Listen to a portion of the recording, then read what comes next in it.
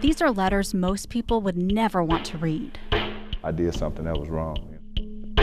Written behind bars and barbed wire by people accused of awful crimes against children. I ruined their lives. Most prisoners wrote they are innocent. Others admitted guilt, but almost all of them When I got your letter, I cried that night. said they have information families need to know. A sex offender will strike, make friends with the child. The parents need to be very cautious. We're hiding the prisoners' identities to protect their victims. If you met them in passing, Construction, digging ditches. chances are you wouldn't be scared. I was well-respected, a Christian, a minister at the church. And many are already in your home.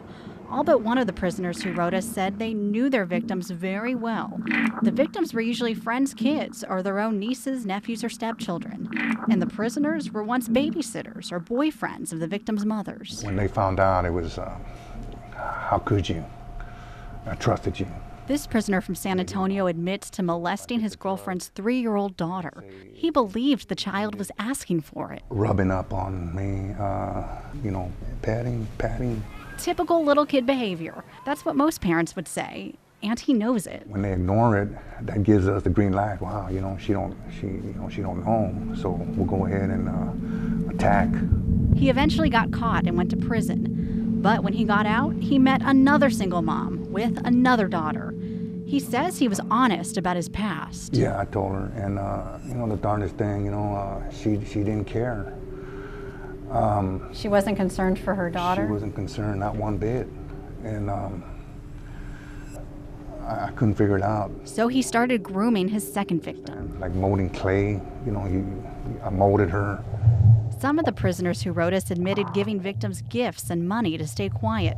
To get the victims alone, they'd say things like, "Let's do the fun thing." No one would know. It would be our little secret. Every time I touched that little girl, I said to myself, God, I'm coming back to prison. And this time for a long time, I'll probably die in here. He was right. The victim told. In their letters, the prisoners say that's how all of them finally got caught. I don't want to bust out crying. This prisoner from East Texas was a youth minister who admits to a sexual relationship with his teenage stepson. Because I would be upset if somebody did my kid like that. I would be upset, highly upset.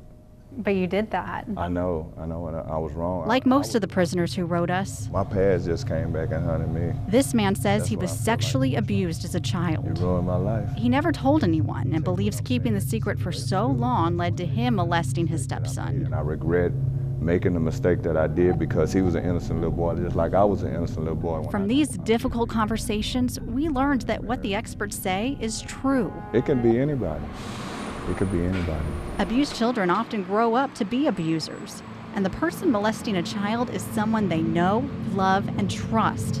We just had one more question. How would you advise mothers to protect their children from someone like you? Remember, I'm only targeting single women with children because they're the most vulnerable. Prisoners wrote, talk to kids about good touch and bad touch. Teach them modesty. When they're old enough to say potty, it's a good time to begin pointing out the little details of life. They told parents to do background checks on new friends. Look around you because it could be a person you know. And most of all, be an involved parent. If you don't love your child, someone will.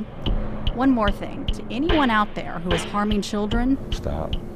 Don't do it. Don't do it. This ain't no nice place to be.